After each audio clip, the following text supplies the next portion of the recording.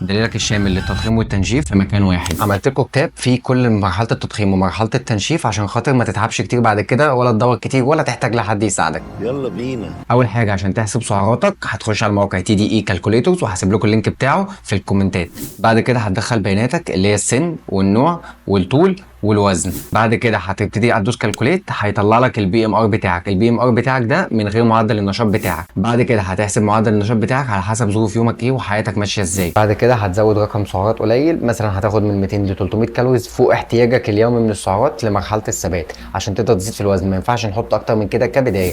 ابدا وبعد كده شوف انت جسمك بيستجيب ازاي، وبعد كده زود على حسب استجابه جسمك. طلع لك مثلا 2500 كالوريز، هتزود عليهم زي ما قلنا من 200 ل 300، فهنقول زودنا 300 كالوريز، يبقى كده سعراتك اللي انت محتاجها في اليوم عشان تزيد في الوزن 2800 كالوريز. الهضم بتاعك لان انت في الفتره دي بتاخد كميه كبيره من الاكل، فلازم تكون عامل حسابك انك تحسن من عمليه الهضم بتاعتك عشان تقدر تاكل الكميه دي كبيره من الوجبات.